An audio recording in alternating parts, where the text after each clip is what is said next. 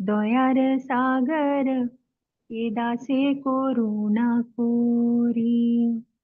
छाया बेगा दोमी छाया दोषा शोधी छाया गुणा देहु दासे. छाया सतसंग देहो हे आमारे बोशे छी संगेरा आशे. ओहे वैष्णव ठाकुर दयार सागर एदासे करुणा कोरी. एकाकी आमार नाही पाय बल हरिनाम संकीर्तने. तुम्ही कृपा कोरी श्रद्धा बिंदू दिया देहो कृष्ण नाम धने. ओहे वैष्णव ठाकुर दयार सागर एदासे करुणा कोरी. कृष्णा से तो मार कृष्णा दीते पारो तोमार शकतिया छे. आमी तो कंगाला आमी तो कंगाल कृष्ण कृष्ण बोली ढाई तव पाछे पाछे.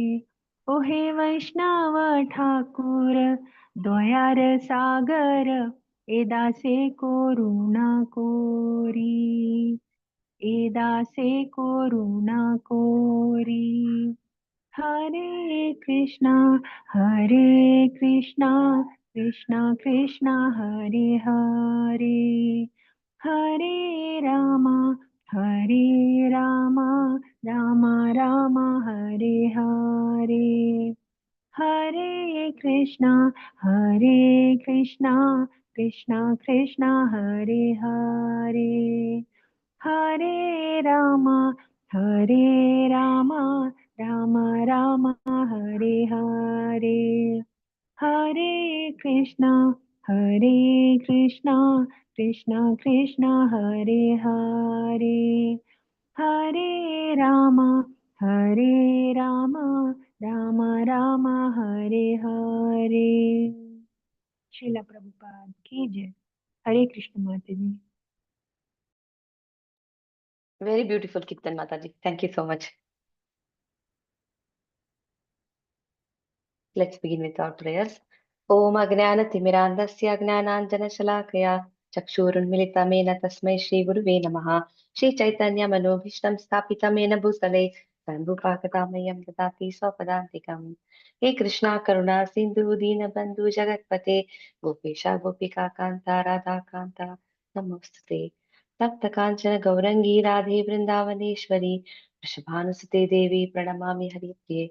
जय श्री कृष्ण चैतन्य प्रभु नित्यानंद श्री अद्वैत गदाधर श्रीवासादि गौर भक्त वृंदा. हरे Krishna Krishna Krishna Hare Hare.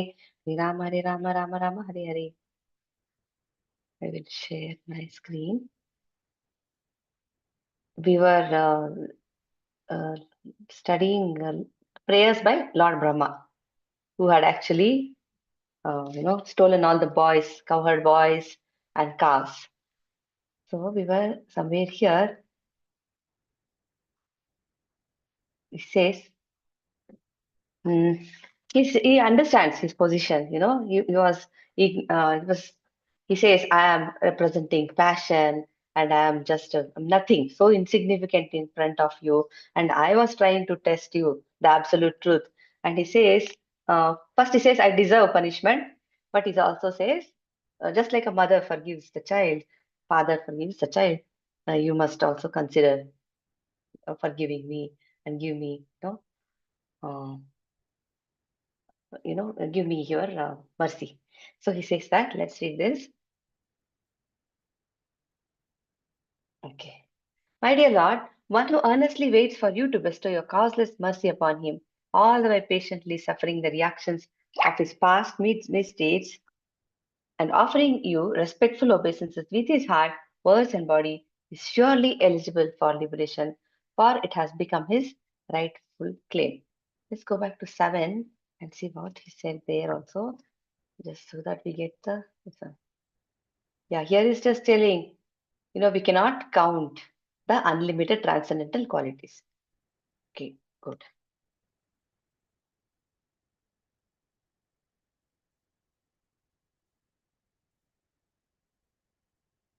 Let's see here.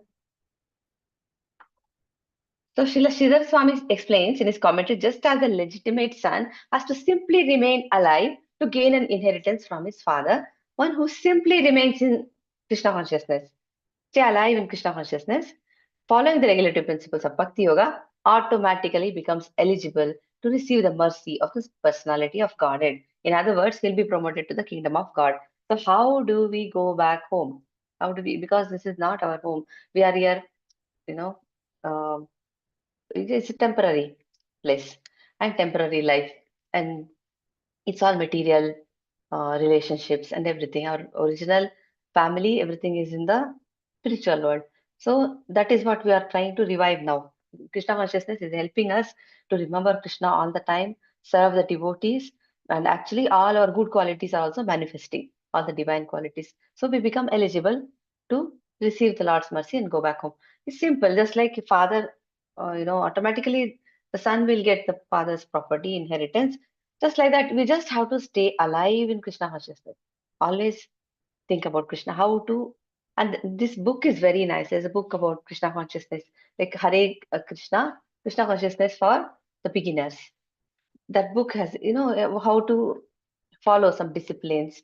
Everything is saying simple things like chanting, how to offer bhog, and what are the practices we should do, how to think about Krishna all the time. Giving a lot of instructions, simple instructions for our sadhana. Like that, if you keep following that, that's all it takes. Why, if the Lord gives us mercy, we'll receive His mercy. So ultimately, Krishna is completely independent. It depends on Him. We'll put in all our efforts, and definitely, is very, very compassionate. So He may take us back. The word samikshamana indicates that the devotee earnestly awaits the mercy of the Supreme Lord even while suffering the painful effects of previous sinful activities. Lord Krishna explains in the Bhagavad Gita that the devotee who fully surrenders unto him is no longer liable to suffer the reactions of his previous karma. However, because in his mind the devotee must still maintain the remnants of his previous sinful mentality, the Lord removes the last vestiges of the enjoying spirit by giving his devotee punishments that may sometimes resemble sinful reactions. Why do devotees suffer? That is also the Lord's mercy, to purify us.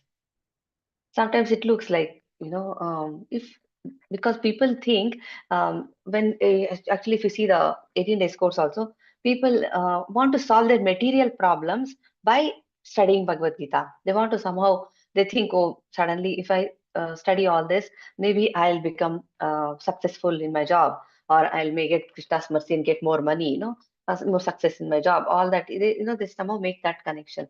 But that will come anyway. Krishna is already taking care of us, but that consciousness slowly changes as they move on. They all understand that actually, pure love for Godhead is what is going to take us back. So he's saying, as devotee will simply suffer. He's like, okay, I deserve this. Probably I deserve this.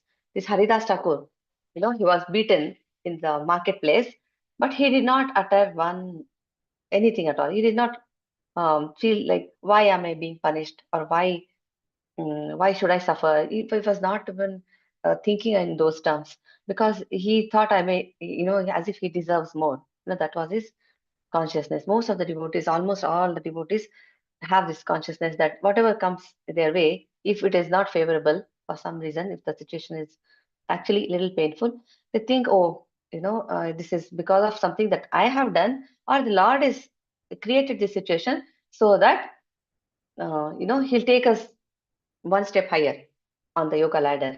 So that way we are getting closer to Krishna. This is all Krishna's arrangement. But from our side, what we can do is our free will, we should use to, what do we do with our free will? Our efforts to progress in Krishna consciousness. That's all we have to do. So here, and therefore, the particular punishment given for a sinful activity is specifically designed to curtail the mentality that produce the activity.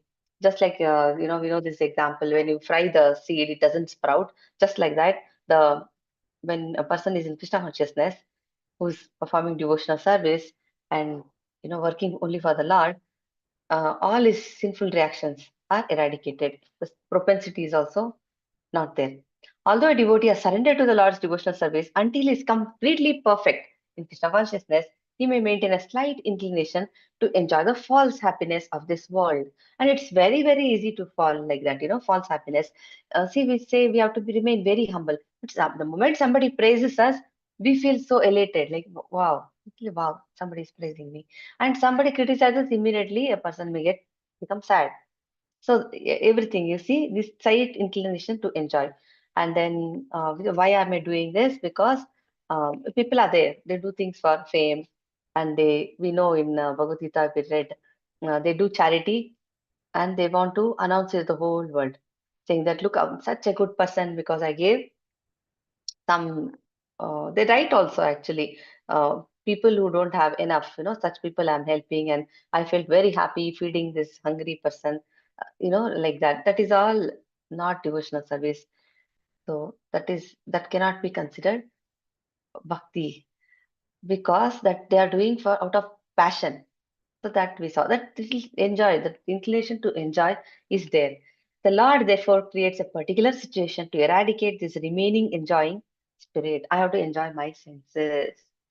This unhappiness suffered by a sincere devotee is not technically a karmic reaction. It is rather the Lord's special mercy for inducing his devotee to completely let go of the material world and return home back to Godhead.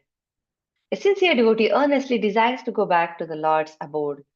He really, really wants to go back, you know. Therefore, he willingly accepts the Lord's merciful punishment and continues offering respects and obeisances to the Lord with his heart, words, and body. Such a bona fide servant of the Lord, considering all hardship, a small price to pay for gaining the personal association of the Lord, certainly becomes a legitimate son of God. Heart, words, and body. So, if you want to understand how we can engage our time, our words, or everything, all our activities for Krishna, we read the example of Ambarish Maharaj, his legs, how his legs were engaged in service of the Lord, how his eyes were looking at the deities, how he was offering prayers, obeisances to the Lord, how in his mind he always thought about Krishna, just absorbed in his thoughts. Very beautiful example is there. So that way, years also hear about the devotees, hear about the Krishna, hear about Krishna, Krishna Katha, hear about all the great pastimes or whatever, everything related to Krishna is that's what is actually going to help us in the long run. So heart, words, and body. Kaya, vacha, manasa, they say, right? And then, just as one cannot approach the sun without becoming fire, can we enter they say sun, this is a sun planet, right? According to Bhagavad Gita, we read in the first few chapters only. That sun, actually, it's called sun planet.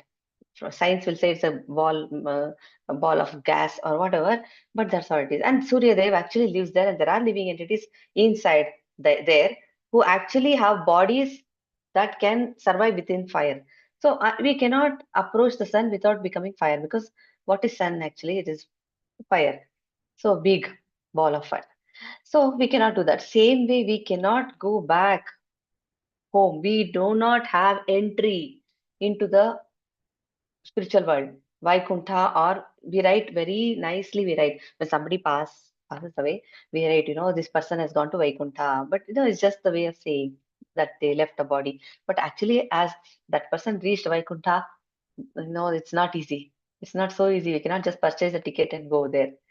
So it says that it needs rigid purificatory process. We got to be very, very pure in our heart, which may appear like suffering, but which is in fact a curative treatment administered by the personal hand of the Lord. Voluntarily, what we do, the austerity, that also some people think, oh, what a pain. Oh, they're so sad, they cannot eat this. So sad, they have to wake up early.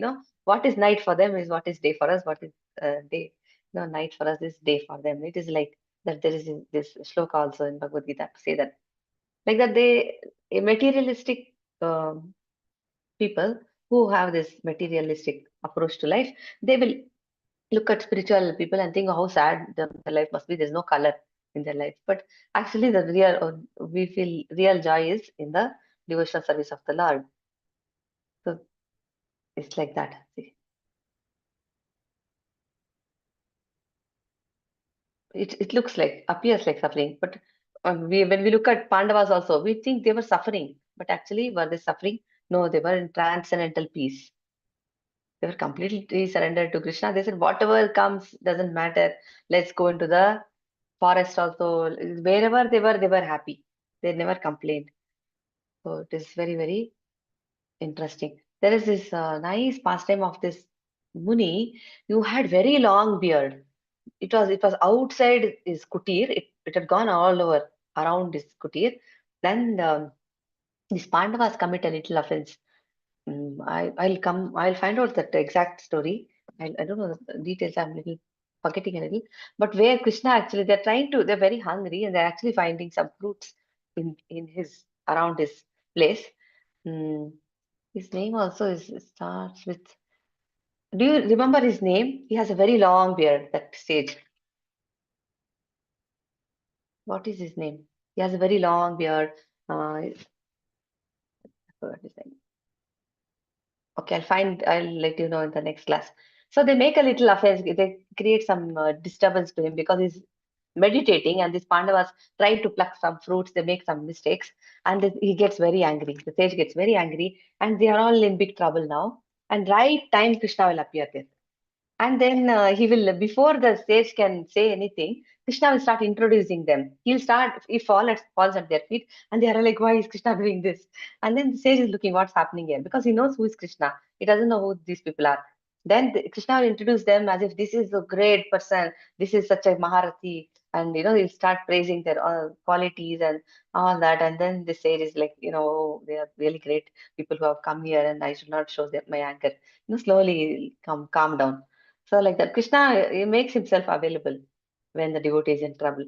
It's a very interesting, pastime. I will find out the name of that sage. My lord, just see my uncivilized impudence. To test your power, I tried to extend my illusory potency to cover you, the unlimited and primeval super soul, who bewilder even the masters of illusion. What am I compared to you? I am just like a small spark in presence of a great fire. Okay. Can someone read this puppet, please? Hare Krishna. Shall I read, Madhavi? Yes, Mataji. Hare Krishna. Hare Krishna. Purport. A great fire produces many sparks which are insignificant in comparison to it. Indeed, if one of the small sparks were to try to burn the original fire, the attempt would be simply ludicrous. Similarly, even the creator of the entire universe, Lord Brahma, is an insignificant spark of the potency of God, and therefore Brahma's attempt to bewilder the Supreme Lord was certainly ludicrous. Brahma here addresses Lord Krishna as Isha, which indicates that Krishna is not only the supreme master of everyone, but is also specifically the master of Brahma, who creates the universe directly under the guidance of the Lord, and who indeed is born directly from the Lord's own body. Brahma felt ashamed of his impudent attempt at deluding Lord Krishna, and he was therefore perfectly willing to be punished or forgiven by the Lord according to his decision. If Lord Krishna does not mercifully punish his devotees when they act improperly, their foolishness will simply increase and gradually completely overwhelm their devotional sentiments. Therefore, Lord Krishna kindly disciplines his devotees and maintains them on the progressive path back home, back to Godhead. Hare Krishna Mataji. Hare Krishna Mataji. So every punishment has its own response from the Lord. So here you see he just expanded himself into so many boys, so many cows. And Brahma himself found out, oh no, already the boys are there. He has so Krishna already is surrounded by all these calves and cows, and how come what happened, uh, cowherd boys. So that's what he thought, and he immediately understood. And he saw each boy was looking like 400 Vishnu. So he came to know that they are all personal expansions, not even like us. So he understood each of them is Krishna only. So when he understood that, he immediately came to his senses. Just like that, Krishna knows how to respond. And for Indra, it was a different response. When everyone, but is also specifically the master of Brahma, who creates the universe directly under the guidance of the Lord. And his body has come from Krishna himself. He'll tell, you are the original Narayana. I'm come from Narayana, I know, but you are the original Narayana. So all these things are coming directly from Brahma's mouth. So therefore, O infallible Lord, kindly excuse my offences. I have taken birth in the mode of passion, and am therefore simply foolish, presuming myself a controller independent of your lordship. We all are thinking like this. This is Brahma actually saying all this, but we really think we can control everything. We control our life, control every aspect of other people's lives also. My eyes are blinded by the darkness of ignorance, which causes me to think of myself as the unborn creator of the universe. But please consider that I am your servant and therefore worthy of your compassion. He says, I'm foolish. No, please, I need your compassion also. Just consider me your servant. So, Vishwanath Chakravarti Thakur is saying, Brahma wanted to present the following argument. Because I have acted so badly, I certainly deserve the punish, but I'm ignorant. Consider me an innocent fool. Nathvan iti indicates Lord Brahma wanted to humbly remind Lord Krishna that he was, after all, Brahma's father and master, and should therefore forgive the unfortunate transgressions of his humble servant. Brahma doesn't have a mother. So the Lord, see, in the material world, everybody is born out of mother. There is a mother. But Lord Brahma doesn't even have a mother. He was just born on the lotus flower. And that is mentioned is also there in the next few shlokas. It says when he first appeared, there is nothing at all. He says himself, he looks around, nothing, he can't find anybody. He's so alone. He's trying to find where am I sitting? What is this? He's trying to find the origin of that stalk that is sitting on the lotus flower, right? He was looking for it. And then all he can hear is the transcendental sound. He can hear, but he cannot see the Lord. Then, because he hears the sound, he goes back onto the lotus flower, sits down, closes his eyes, and starts meditating. And then he performs austerities like that. Then actually he sees Vishnu. He sees for a brief moment. Then he actually knows, oh yes, there is somebody. Somebody just exists. And then immediately he gets all the knowledge and information about what he should be doing, what is his role, why was he born, everything. So, every conditioned soul, whether he be Lord Brahma or an insignificant ant, falsely identifies himself with the material world. We are all identifying, right? This is my house, this is my family, this is me, your children, my children. In first shloka itself in Bhagavad Gita, we saw how Dhritarashtra is telling what are my brother's children and my children doing on the battlefield.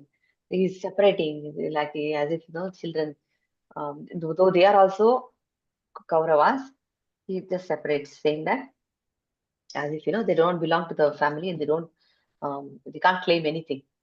So in this way, forgets his eternal relationship with the Supreme Personality of Godhead. Lord Brahma, because of his prestigious position as the cosmic creator, also tends to identify himself as the Lord of this world because he is creating. Brahma is creating. So he's already in a very prestigious position. Everybody gets a little pride. When a person gets the first job, they feel like, wow, they won the world. They feel very proud. So just like that, and he is he's the highest, he's in the highest position. It's cosmic creator. So he will also think, oh, look, I am the creator, and forgets his position.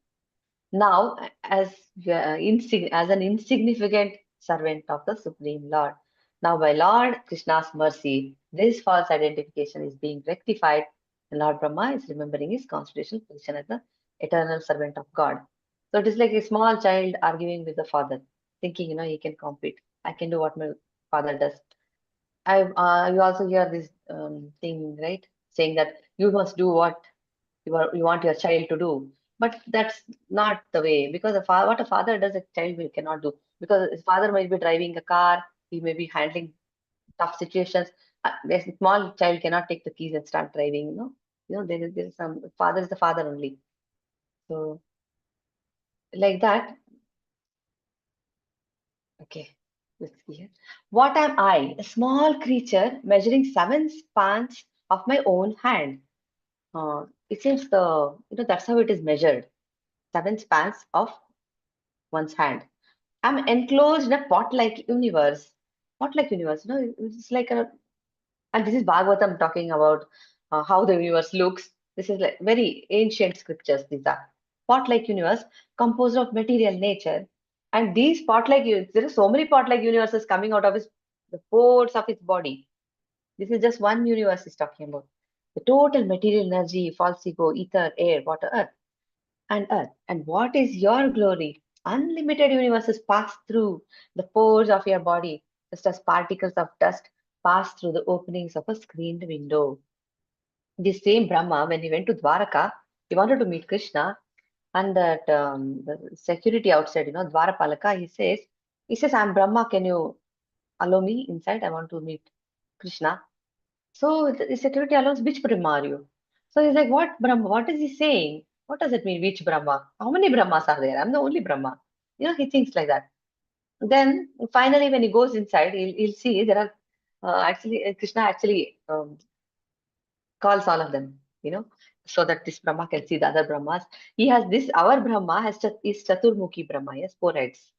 Why does he have 4 heads? Because we have one head, which is actually, is the center of intelligence and everything, right? We need one head to run our own life. But Brahma is doing such important work.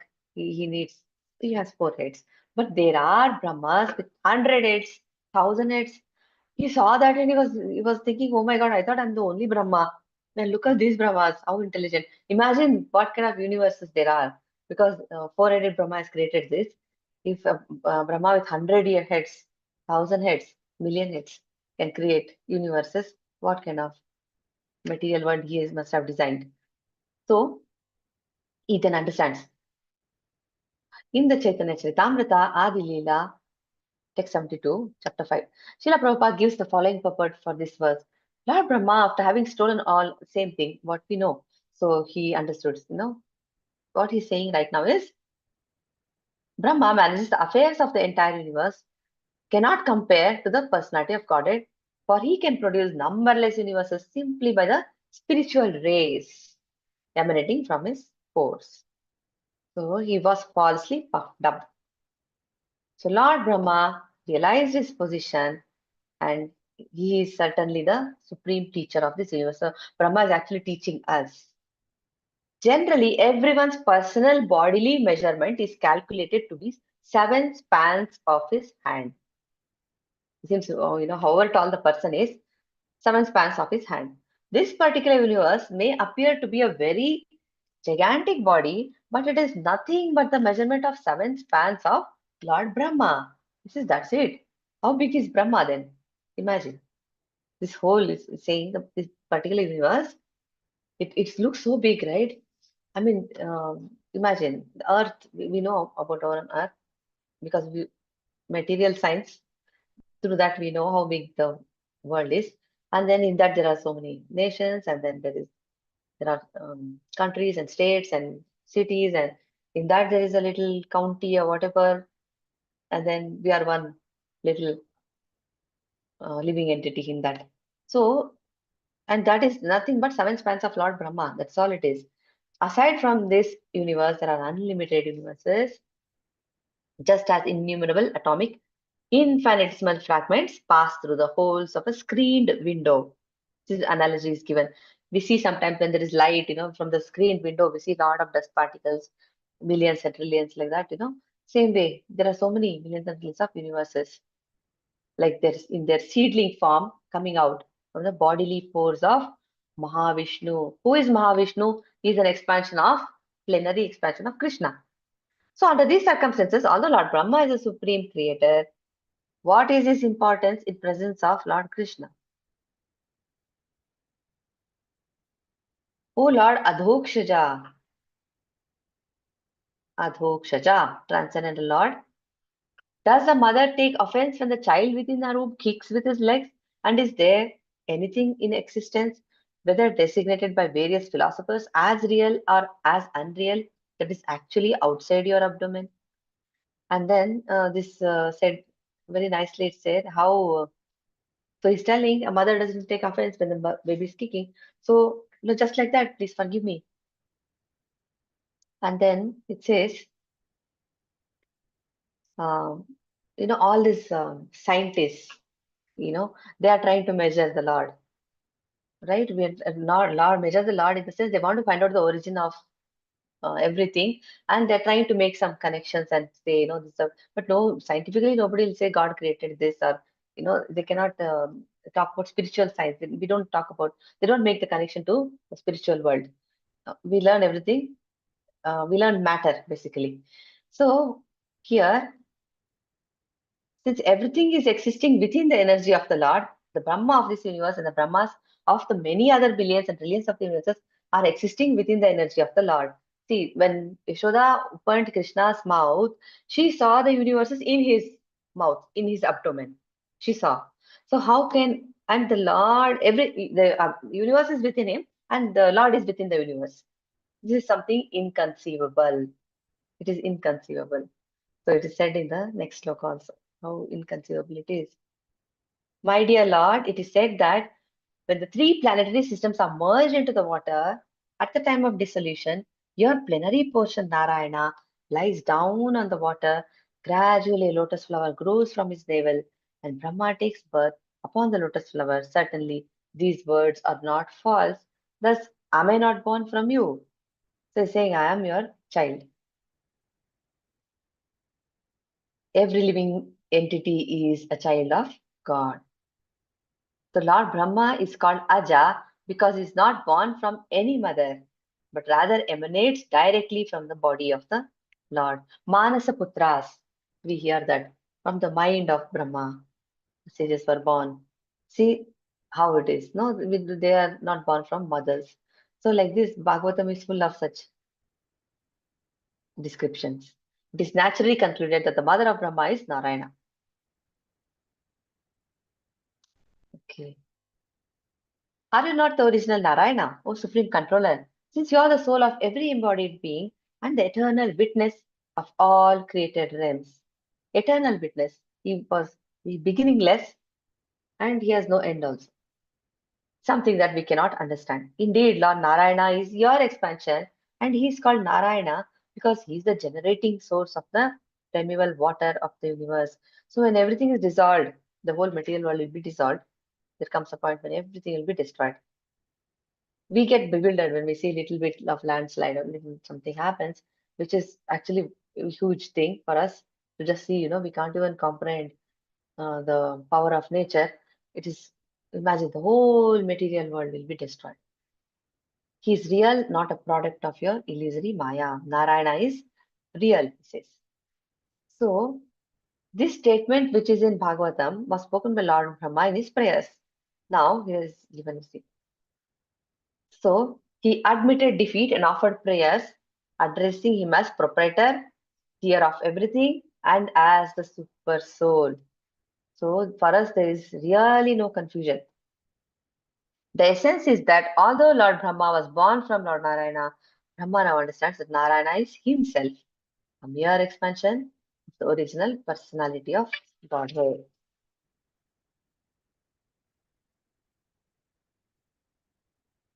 Okay, very interesting point here. My dear Lord, if your transcendental body, which shelters the entire universe, is actually lying upon the water, then why were you not seen by me when I searched for you?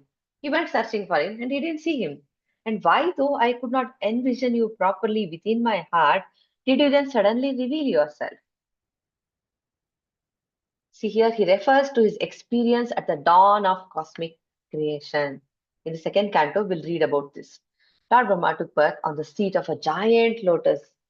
It is a huge lotus, whose stem emanated from the navel of Narayana. Brahma was bewildered as to his whereabouts, function, and identity. If imagine being alone and you don't know why we are there, who is around, what is my identity, what is my activity, what am I supposed to do? So he started wondering. Therefore, he tried to trace out the source of the lotus stem, searching for clear information. Then he didn't find anything. He didn't find. God. He returned back to his seat, engaged in severe austerities, having been ordered to do so by the transcendental voice of the Lord, who could be heard but not seen. Even in Krishna book, in the beginning, we read when Mother Earth took the form of a cow, she approached Brahma. She said, I am in distress. There are too many asuras and there's so much happening. And she's actually very sad. Why did Mother take the form of a cow? Why not any other animal? Because cow, cow is automatically respected. The moment you see the cow, you see how innocent the cow is, you know, uh, because of the vibes. So she took and automatically the compassion is there. So as cow and all the other devatas, everybody approached the Shira Sagar and they chanted the Purusha Sukta prayers. When they chanted the Purusha Sukta prayers, they actually did not see Vishnu, but Brahma got the message into his heart. Sometimes he appears, sometimes he doesn't appear in person. So he got the message saying that, don't worry, Krishna is coming directly. And Krishna gave instructions that he wanted all the demigods and their wives to appear in the Yadu dynasty because he is appearing. It's like the president goes to visit some place, he will not directly go there. He'll first send his crew. He'll send his people so that they come and make arrangements. They make the place ready for him to be welcome. So like that, all these people appeared. They already set up things for him. Then Krishna appeared. So just like that, after long meditation, Brahma saw the Lord, but then again lost sight of him. This happened with Narad Muni also.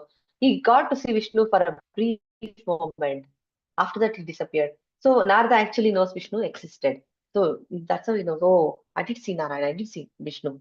And then after that, his faith becomes even stronger and stronger. Thus, Brahma concludes that the transcendental body of the personality of Godhead is not material, but rather an eternal spiritual form endowed with inconceivable mystic potencies because it can appear, it can disappear, it can expand. It's a transcendental body. It can take any form. In other words, Lord Brahma should not have challenged the personality of Godhead, the Lord of all mystic power. People are very scared when there are cops around. If they want to jump the red light also, they look around. Is there anybody watching? Any policeman? Some people want to evade the law, where something they'll do. Some mistakes they may do, but they look around. Oh, there's a policeman around. Just like that. Why is that? Because they're worried about offending, breaking any laws, or they may get into punishment or anything. They don't want to get in trouble or out of fear, out of respect, whatever. Same way, a Brahma is actually, what has he done?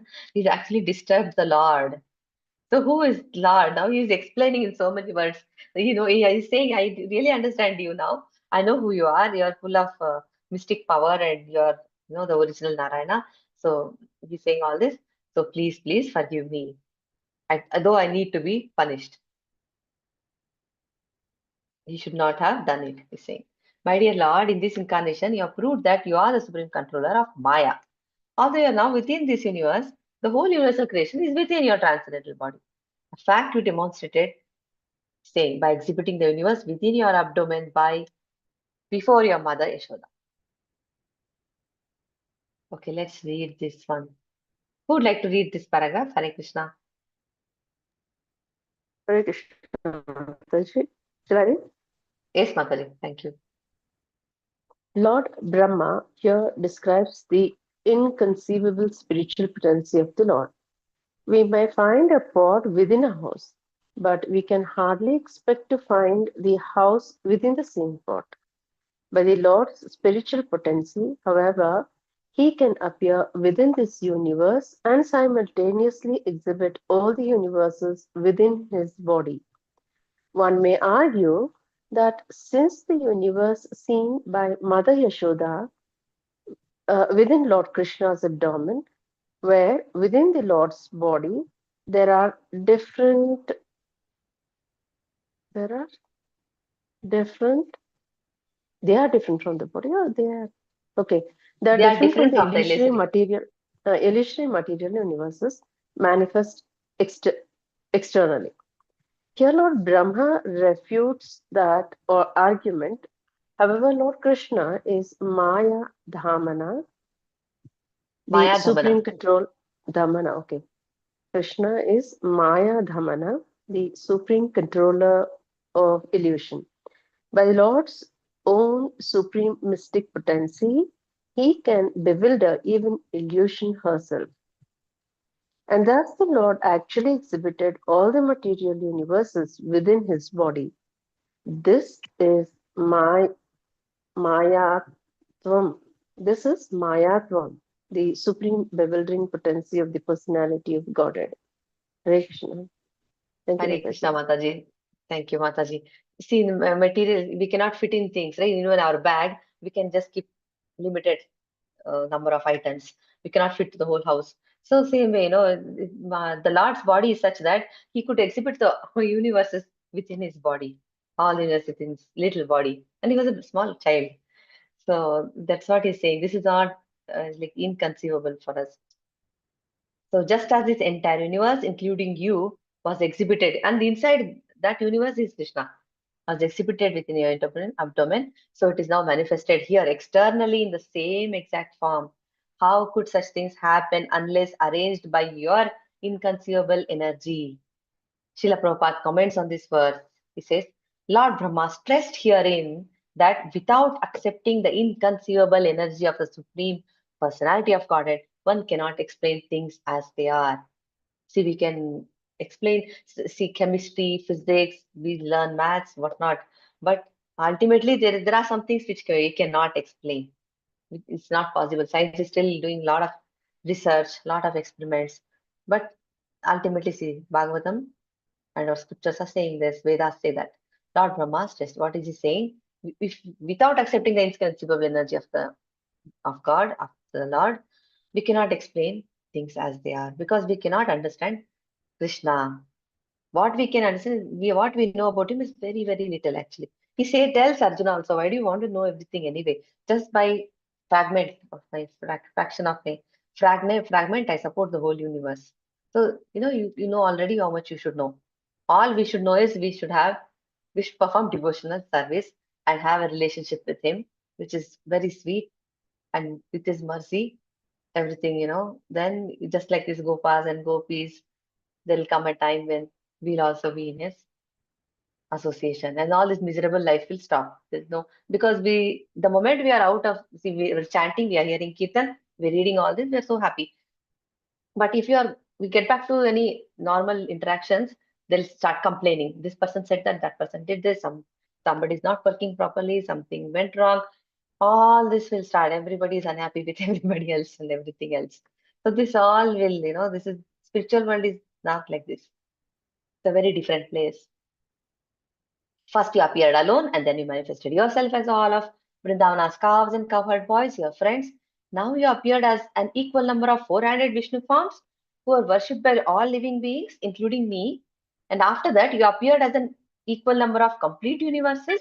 And finally, you have now returned to your unlimited form as the supreme absolute truth, one without a second. See, Krishna is standing in front of him with curd rice in his hand with one stick, some fruit tucked in his this one in his dress.